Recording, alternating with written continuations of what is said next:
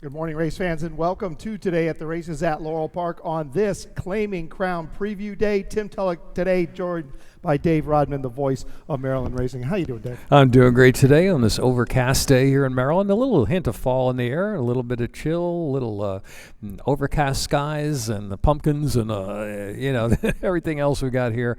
Looking for a great day of racing. You called it a tricky card yesterday. It will be tricky. We spoke and you said it will be tricky if Jamie Ness's horses fail to show up. Right, I think. and they will be tricky if Jamie Ness could be in for a very, very big day here. I agree with that, no doubt. I'll pick him a lot, and I think he's going to have a big day. He's going to have a big day, but this is Claiming Crown Preview Day, and a nice day. I think there's going to be some opportunities here. I think there's going to be a couple horses that are going to be bet pretty hard. We know horses from Philadelphia always take a lot of action, and we know horses from Jersey always take a lot of action, and horses from Philly don't always live up to their action. So I think there's going to be some opportunities, but there's some nice horses. I think we've got a couple of opportunities and a couple of races to get some prizes home. So plan accordingly, as they say, and I did, and we'll see if the luck holds out. Well, yesterday was a big day here. We handled very, very well, so thank you to the fans. But it was even a bigger day for Horacio Caramanos, who took his show to the turf, winning 3. First one on Jestful for Susan Cooney. HK Day, I call it, right? HK Day. 3 on the turf. 3 on the turf. He's got the big HK on his rider's pants, right? you know it's Horacio. When you're on the turf and you're on the lead and you look to your right and you see Horacio, you go, well, I got to get riding. They'll move over just a couple lanes sometimes. I won the 5th on Irishman for Hammy Smith, and then Nordic Rhythm in race 7. He's a funny guy, Horacio Caramanos. He doesn't have the flair when he's winning races like a Sheldon Russell, Charlie Marquez, a Javier Toledo. I won't say he's a Rodney Dangerfield of the riders here, but he's been around a long, long time. He gets the job done all the time. I would say this year he's probably in the best form of his career. I agree. Right? Best form of his career. I agree. Right. Especially on the grass. Especially on the grass. No doubt about that. So Horacio Caramanos had a big day here yesterday. Speaking of big days, we've got a big day coming up on October 23rd.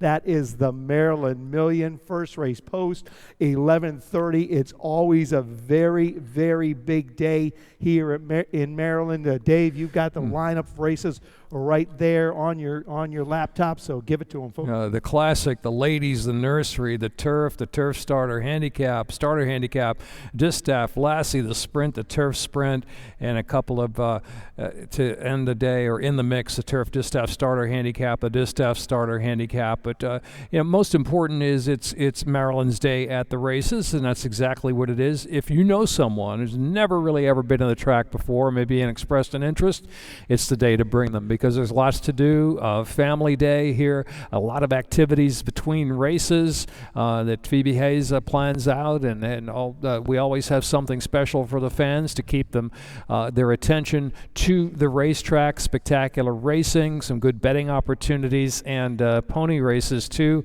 The U.S. Pony Racing Association, the kids, future jockeys will test their skills on the track. Charlie Marquez. Did I miss anything?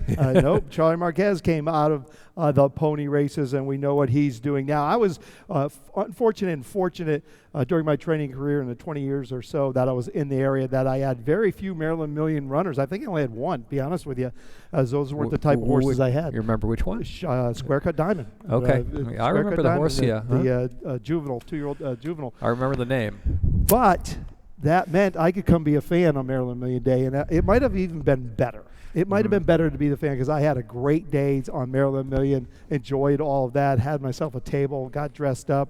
I didn't have any cocktails or anything like that. Different ways and levels to enjoy. If you go to laurelpark.com under events, you'll see Maryland Million Day, and one of the easiest ways to get a seat and also walk around will be the Silks Room, where the reserved seating in the Silk simulcast room. You get admission to the clubhouse and the grandstand, the apron, and the paddock. Live racing programs given to you as well. So, and that's only $10 for the Silks Room ticket. So you can make your reservations now online. Or go to the guest services here if you happen to be at Laurel Park today. and they will take care of you. Is that the Jamie Ness Express train in the back? That could be the Jamie Ness Express. Today's card is going to be run under some overcast conditions, no doubt about that, but the weather, the temperatures are really, really comfortable. It's going to be a nice day of racing. The track is fast. The turf is firm. We just had a little misting last night. I mean, it wasn't equivalent to nothing. And we needed it a little bit of misting this morning. It was a really beautiful morning, cloudy, and so there you see. I mean, the grass looks great, and the main track has been just outstanding. Just been really good. So let's get started with this 8-race card, and we get started with race 1. This is a maiden special weight going 1 mile and a 16th on the turf for maiden fillies 3, 4, and 5-year-olds. And Dave, you and I have the 7 by partisanship. Something we don't see a lot. But it's happening in a little DC, bit right now. But it's here at Laurel Park, so and maybe they'll take a hint for the raise the budget ceiling, whatever they're doing. Exactly. This does. They were on board with Facebook, though. They're on board with Facebook. Hey, this kicks off the early pick 5. And as always, early pick 5, 50-cent minimum, 12% industry low takeout. And this is a 3-year-old filly by Bated Breath from Great Britain. Mm-hmm. Javier Toledo rides, Grand Motion trains. Decent effort in her North American debut where she ran 3rd.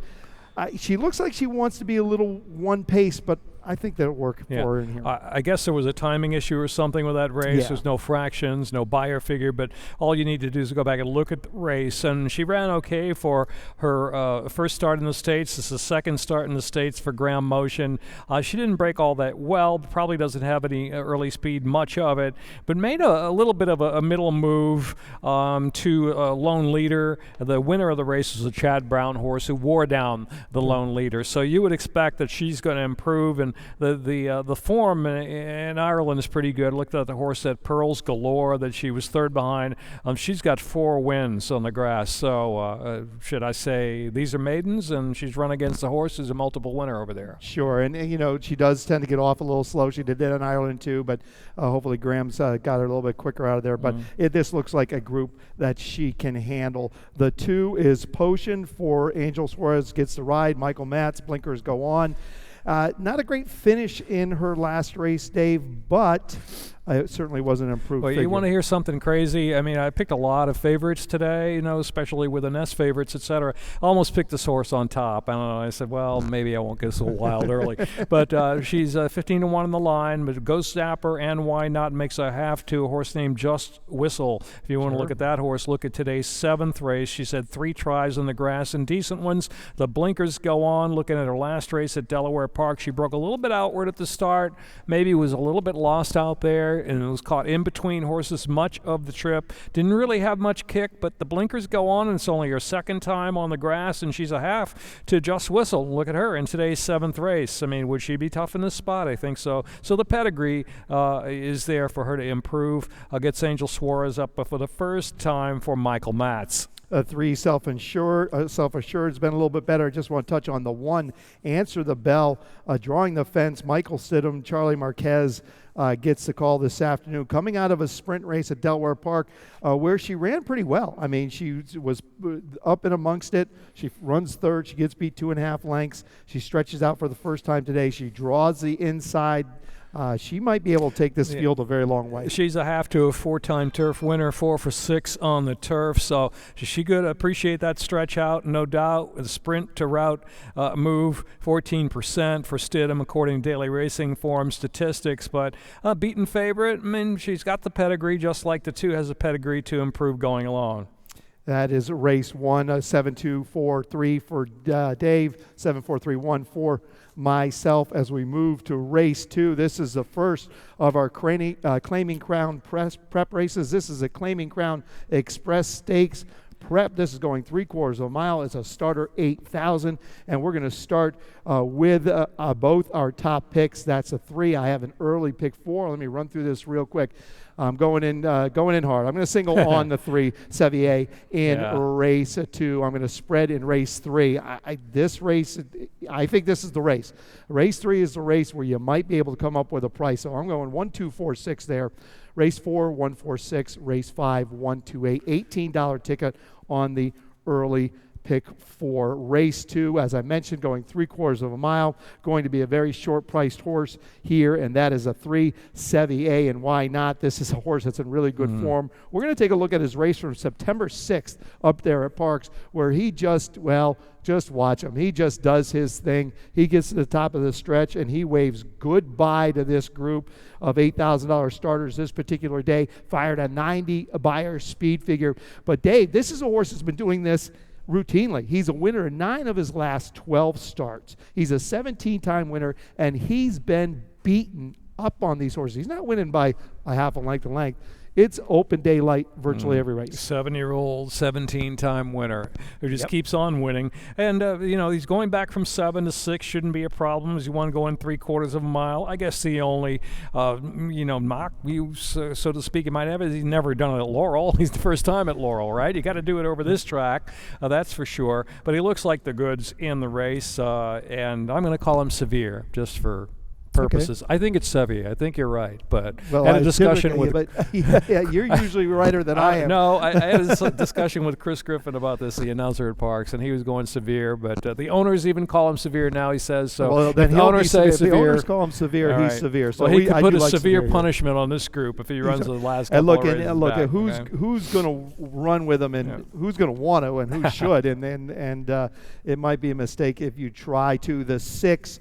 To his outside is Acquer for Frank Russo. This one's turning back where he posted a decent fig in his last race going 3. He's not turning back, but turned back in his last race where he posted a decent figure in his 73. He's a trainer with a sharp win percentage this year, shipping into Laurel here for the first time with the 4. He certainly could be in the mix. I mean, I thought maybe that the 6, Rough Sea, reclaimed the Robbie Bales barn. He's a 4-time winner at Laurel. I mean, you're looking for a horse who likes Laurel. Here he is, Rough Sea, who's put on some really nice runs in the Wayback Machine in his past performances here, and they thought enough to reclaim him here for this Claiming Crown race. So back in the Bales barn, we had a lot of success. Rough Sea could be maybe an upset possibility, or he's going to be my horse underneath at least in the exacta. Well, look, he's winless at the distance, but he's had 3 seconds from 4 starts. Yet he's posted a big number going 3/4 of a mile, 79. That's getting close if he can come back with that race. I have to mention the 7 real quick. This will be first time off the claim for Claudio Gonzalez. This is a 15-time winner. Now, Claudio will be looking for his 1,000th career win here in race 2. He got $9.99 yesterday at Delaware Park. He went winless last night at the Meadowlands, so he still has a shot to get it done here at Laurel. We'd like him to get it done here. Yeah, I think he wants to do it at Laurel for sure. $9.99 now for Claudio Gonzalez. Got a couple of horses in today. I did not pick this horse on top, but a little later on, I think he's got a chance with his reclaim horse we'll get to a little later on. So but on the Claudio watch for 1,000. Yeah, we'll be watching for that today as we move on to race 3, the second of our stakes preps. This is a Claiming Crown Canterbury stakes prep going 5.5 furlongs on the turf. This is a starter, 25,000, and we're going to start with my top pick in here and my price play of the day. This also kicks off the Rainbow Pick 6, a nice carryover, decent carryover, $6,711. We're going to start with my price play of the day, Gins and Tins, 12-1 on the line, and we're going to take a quick look at his last race. And what's most significant about his last race is he makes a nice run here. You see him in the white blinkers, and he's coming on making a really good run. It's a short stretch at Delaware Park. I mean, they're almost to the wire now. He keeps driving and driving. However, who does he run second to? XY Speed. XY Speed would come back and win the Laurel Dash right here. 2 races before that, he was behind another stakes winner in Completed Pass. We know Completed Pass, he can get the job done. This is one that's in decent form. He's getting an extra half furlong. He's my price play of the day. I'm going to take a shot, but I needed one. I don't think it's a shot at all. I've got him second, and he's going to have to get a good speed duel in front of him, or at least a good pace in front of him. And there is a pace horse in the race here I like, and that's Noble Commander. I mean, he's very, very quick. That's going to be my top pick. But going back to XY Speed, he came back to Laurel to win that stake, and he ran a 90 buyer figure. I mean, it was a super sharp number for the turf and for a sprint here at Laurel Park. So you've got to respect that. He's just going to need a little help up front. I think there's going to be enough flow. I get a decent flow that he might be able to run into that. But let's talk about the one Noble Commander for Jamie Ness. First time off the claim in his last start. And Jamie put this one on the turf. He runs a lifetime best, 90 and a 2 out of the van. He runs behind a decent horse in Mata. And look, I look at this horse and I go, someone dropped the ball here. I mean, this horse was running really well in sprinting on the dirt and 2 out of the vans. Not winning, but running well. He's by Forestry out of an Indian Charlie mare. That's a lot of grass.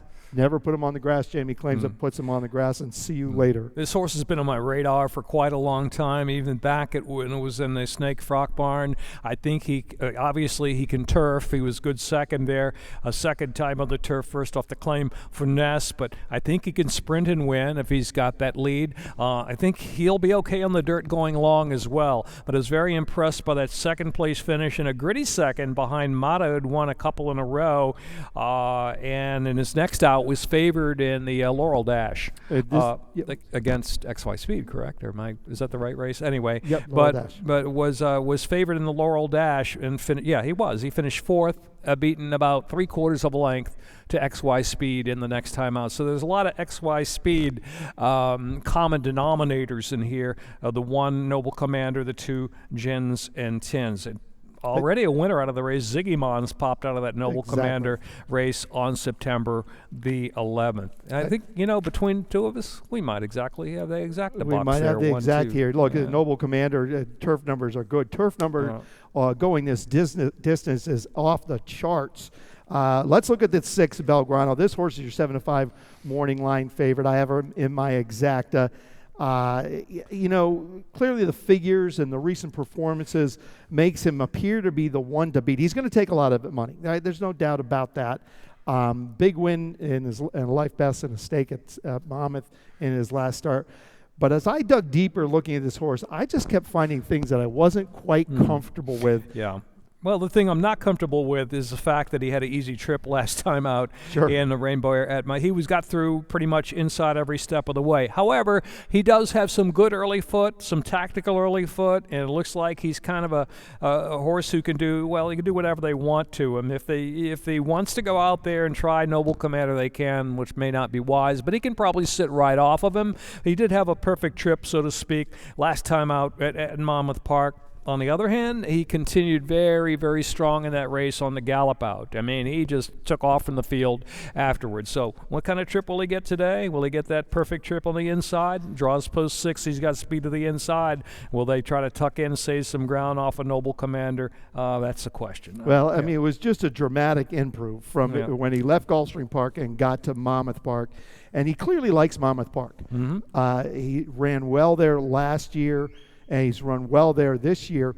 His Gulfstream races haven't been quite as good. Okay, I'll give you a little bit of a pass during the championship meet, but when we're getting into the dog days of April, those races aren't as tough as they had been in January and maybe even December. And in December, they're just starting to warm up. So he certainly has an affection for Monmouth Park. He's in my exacta, don't get me wrong, but I think this is one of those races where you might be able to get a little bit of price of 4. Connector considers a little bit in here also. Race 4 kicks off the late pick 5 this afternoon. No carryover from yesterday, but always a good play. And Dave, you have a ticket for us, and let's check out how you played it. All right. I'm singling it, so it'll be in or out after the first leg. And I'm singling Jamie Ness with Plowman in here. I think the 5th may be a little bit more wide open, so too the 7th.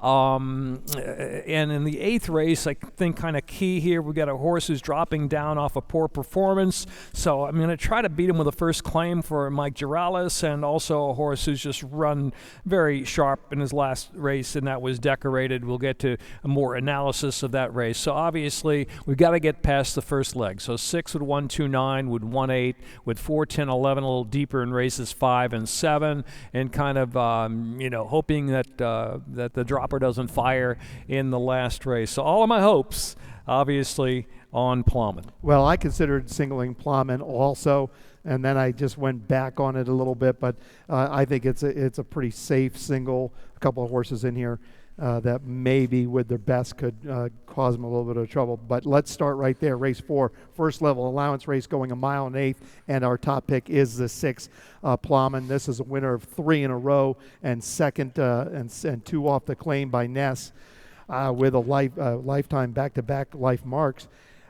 Stretches to the 1 mile and 1/8 today. Shouldn't be an issue. By Curlin out of Pulpit Mare, and he certainly looks like the one to beat. Yeah, pedigree top and bottom, says 1 mile and 1/8, no problem. I mean, I realize that he was 90 cents to $1, and he beat, 3 others in that 9-length score, a race that was taken off the turf at Delaware. But he came back at Parks, and he showed me some grit. He showed me some battle, had to work a little bit, made a bid, kind of dueled for a while there, and then gamely hangs on to win by a nose. If anything, I think the stretch to one time around the Laurel track with 1 mile and 1/8 will be able to help his tactical early speed today. Who's going to run with him? I mean... Well, maybe the 4 Brutus might run with him a little bit. Well, he's going to try. Maybe Big Venezuela, sure. But I don't know if he classes up, does he, to this bunch? But probably not. I mean, I have Brutus in my exacta, so do you. The one we both use a little bit, Mr. Winston for Tom Morley. This is a horse has been tried the turf. That didn't work, clearly. Forget those races. Had 2 good races over the slop. Okay, fine. But you go back farther, last year up there in New York, this is a horse who put together a couple good races with some good solid figures on a fast main track, but he's going to have to come back with that type of race. But you're right. I mean, they're going to be hard-pressed to beat the 6 Plowman here this afternoon. Yeah, I mean, Mr. Winston's an interesting horse. Tom Morley, just on fire in New York right now. You can disregard his last 2 races on that yielding turf after the trainer transfer. You see at Monmouth, he's won in the slop on the dirt there, and a winner out of that race. Shar has won 2 out of his last 3. So maybe don't overlook him in here. I guess I should have maybe used him second, but I went with Brutus, 8-time winner in the second spot, as Mr. Winston really is just a non-2. Yeah, that's really why I didn't single Plowman. I thought there might be a shot here to get a little bit of a price in my early pick 4 if one of these, Plowman doesn't run how we think he's going to run. Someone's going to pick it up. I don't think he's got to have the lead here. I mean, I think maybe Brutus will go to the front. He was in an extended duel last time out. He can track, so we'll see if he's got the stuff to make it 3 in a row. We'll see a little bit later this afternoon. Right now, we need to take a little break, but when we come back, we'll look at the second half of our card.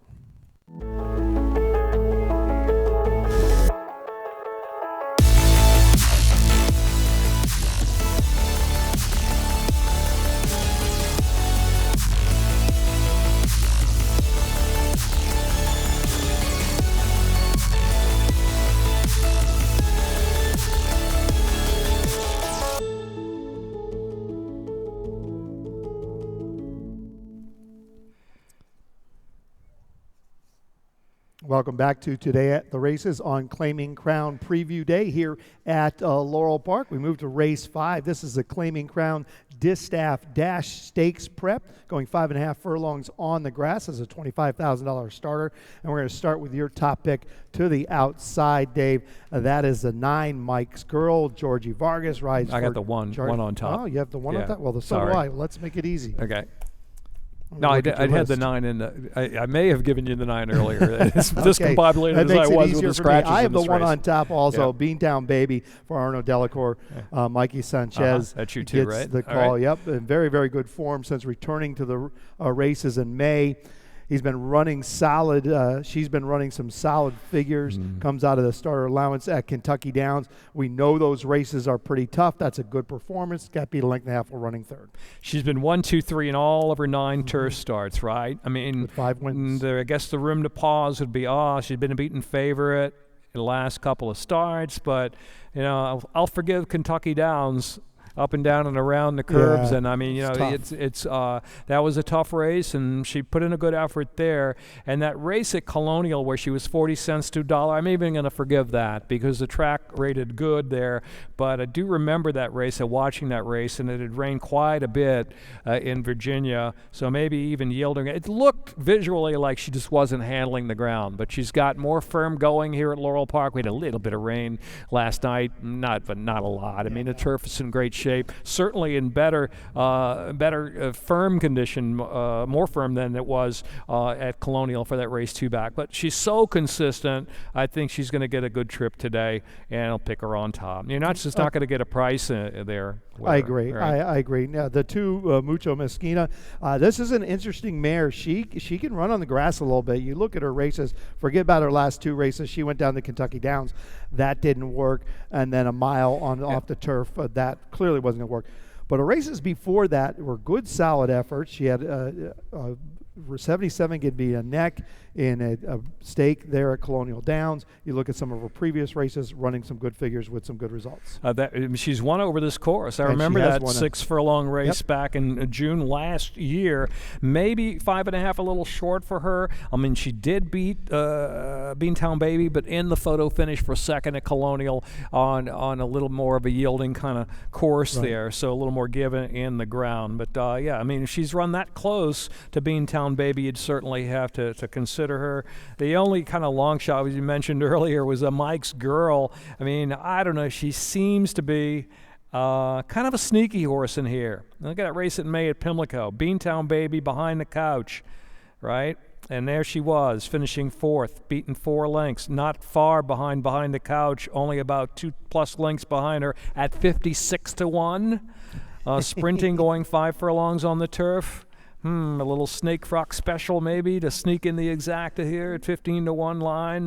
Probably going to be double digits even with the scratches. The 8 Whispering Kitten for Mike Merriman. This is a filly that mare who ran behind Miss Majorette in her last, who beat Miss Majorette in her last start. Miss Majorette came back on Friday and ran a really, really big race for a win. Mike Merriman's been going right along. This one appreciates going 5.5 furlongs here at Laurel Park. You look at her races going 5.5 furlongs here at Laurel.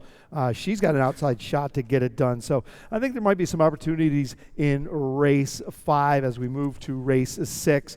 This is a Claiming Crown Rapid Transit Stakes. Prep going 7/8 of a mile on the main track. This is a $16,000 starter. We're going to start with the 8, looking at roses for Michael Sanchez. Lupe Preciado comes in here from Parks. This one's turning back for Lupe. Lupe from 1.5 miles to 7/8 of a mile. But Lupe's pretty good at that, 18%. And this is a gelding that's in really pretty good form right now. Winless going 7/8 of a mile. However, this one fired a 93 Beyer speed figure at the distance. He's a very interesting horse. When you go back and look at his total career, 26 starts. He was a turf runner, actually a turf performer. He did okay on the turf early in his career, but he's turned in kind of a dirt router. But I think he can get the distance to 7/8, a little bit of sprint here. And the reason is he's in good form. He's running against good company his last few. And Guadalupe Preciado, the man, shipping in here to Laurel Park today. He's 27% at Laurel, 9 of 33 and a positive ROI. I do realize you got to beat Ness and the King Cheek, but I mean, this is a little tough race, and I think you get a square price on looking at roses. Hopefully, the 5 to 2 plus.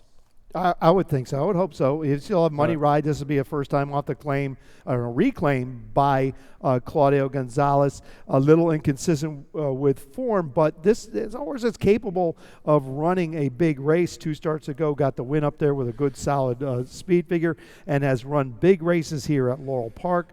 Going back to this past spring, 2 out of the van, 87 Beyer speed figure. That particular day got the job done.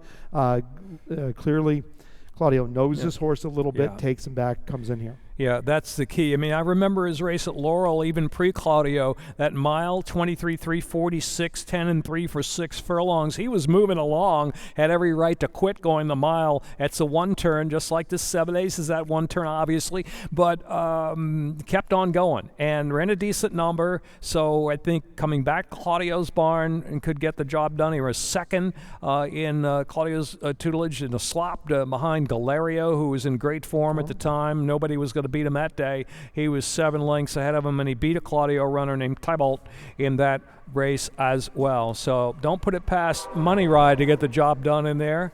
I'm going to take a shot against, maybe the only shot I'm taking against Ness today here with the King Cheek, the one, in using the 8 on top.